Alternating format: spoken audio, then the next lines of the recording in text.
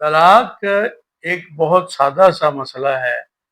جس کو بہت زیادہ پیچیدہ بنا دیا گیا ہے۔ جس طرح کہ دین ہمارا آسان ہے، بہت زیادہ آسان ہے، دین کے احکامات آسان ہیں، سیدھے ہیں، صاف ہیں، اور عمل کرنے کے لیے بھی بالکل آسان ہیں، سمجھنے کے لیے بھی آسان ہیں، کیونکہ قرآن کو اللہ نے فرمایا ہے وَلَقَدْ يَسَّرْنَا الْقُرْآنَ لِلذِّكْرِ فَهَلْ مِن مُدَّكِرٍ۔ ہم نے اس قرآن کو سمجھنے کے لیے آسان کر دیا، اپنے ذکر کے لیے۔ وَلَقَدْ يَسَّرْنَا الْقُرْآنَ، ہم نے قرآن کو آسان کر دیا ہے، لِلذِّكْر، نصیحت حاصل کرنے کے لیے، سمجھنے کے لیے۔ فَهَلْ مِن مُدَّكِرٍ، تو کوئی ہے جو سیکھے، جانے، سمجھے۔ تو قرآن کے جو الفاظ ہیں طلاق کے بارے میں، اب اگر ہم مختلف اتنی لمبی چوڑی مباحث میں اور بال کی کھال اتارنے کے بغیر سادہ سے قرآن کے یہ دو الفاظ جو ہیں یہ سارا مدعا کلیئر کرتے ہیں۔ وہ اصل میں تو ہمیں کسی نے یہ سوال پوچھا کہ شرعی طلاق کیا ہوتی ہے اور قانونی طلاق کیا ہوتی ہے، تو خیر ہم نے ان کو اپنی جو پچھلی ویڈیوز ہیں ان کے لنک وغیرہ بھیجے کہ بھئی یہ آپ اس میں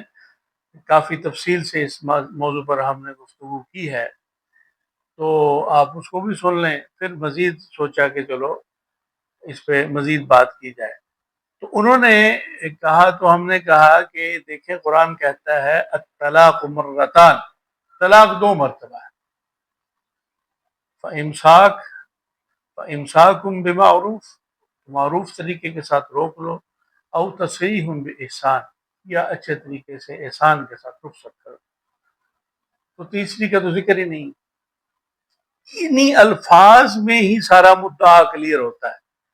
لیکن چونکہ ہم نے اپنے اوپر چھاپ مختلف لگا لی ہے کہ ہم نے، چونکہ ہمارا اس مکتبہ فکر سے تعلق ہے، چنانچہ ہم نے تو یہی سمجھنا ہے، یہی کہنا ہے۔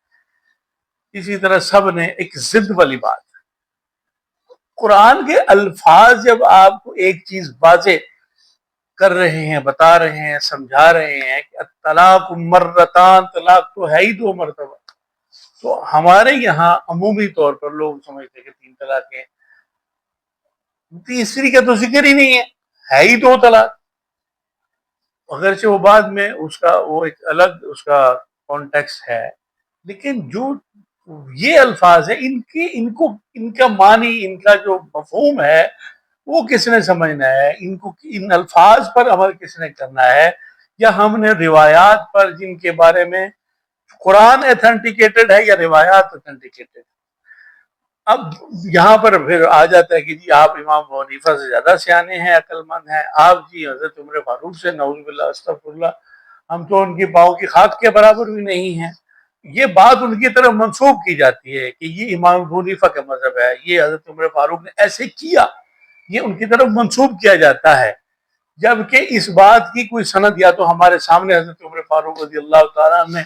کوئی ہمارے سامنے ہوگی، روایات آ رہی ہیں، چلی آ رہی ہیں، تو ہم اس کو قرآن پر پرکھیں گے، روایات کو، یا قرآن کو آیات قرآن کو روایات پر پرکھیں گے، یا روایات کو قرآن پر پرکھیں گے کہ کون سی بات قرآن کے ساتھ ٹیلی کرتی ہے۔ لیکن اگر ہم یہ بات کرتے ہیں تو ہم مجرم قرار پاتے ہیں۔ بھائی قرآن کے الفاظ پر غور کرو کہ موقع دیتا ہے دو، کہ ایک موقع دیا، دوسرا موقع دیا، بس بات ختم ہو گئی، اس کے بعد موقع ختم ہو گیا، اس کو آپ نے ریکور کر لیا، اس کو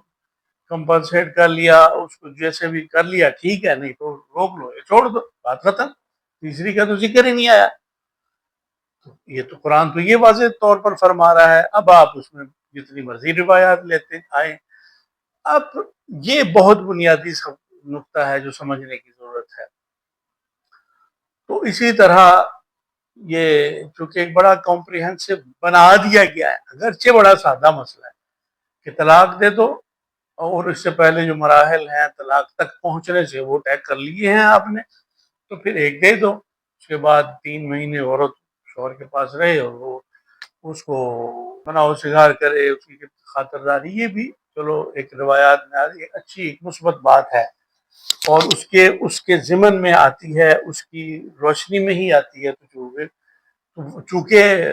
مدعا تو یہ ہے کہ گھر جو جوڑا بن گیا ہے وہ بنا ہی رہے، وہ ٹوٹے نہ، اور اگر کوئی ناگزیر صورتحال پیدا ہو جائے تو اس میں کوئی ایسا اقدام کسی نے اٹھا لیا ہے تو وہ واپسی کا راستہ بھی اس کا رکھا گیا ہے۔ کیونکہ عرب کا یہ رواج تھا کہ وہ طلاق دے دیتے تھے، رجوع کر لیتے تھے، طلاق دے دیتے تھے، رجوع کر لیتے تھے، طلاق دے دیتے تھے، رجوع کر لیتے تھے۔ تو قرآن نے اس کی حد مقرر کر دی ہے کہ تو مطلب مدعا تو پھر وہی ہے کہ طلاق دے دی ہے تو رجوع کر لو، ایک دفعہ کر لو، پھر دے دی ہے، موقع دے دو سدھرنے کا، سمجھنے کا، سنبھلنے کا، اس گھر کو بچانے کا، جوڑنے کا۔ اور آپ نہیں چاہتے کہ کوئی بنا بنایا گھر جو ہے، اور کوشش تو یہ ہونی چاہیے کہ جیسے تیسے کر کے بھی جو بھی اور ہمارے پاس تو سب سے زیادہ مستند ترین جو حوالہ ہے وہ قرآن کریم کا ہے۔ تو قرآن کریم کے حوالے کو، قرآن کریم کے الفاظ مبارک کو، آیات بینات کو پیچھے چھوڑ کر اور روایات کو لے کر آگے آگے اور منسوب کر رہے ہیں ان کو ان معتبر اور مقدس اور محترم شخصیات کے ساتھ، گویا کہ ان کے اوپر بھی یہ جیسے بھی ہے، اب کیا زیادہ سخت الفاظ استعمال نہیں کیے جا سکتے۔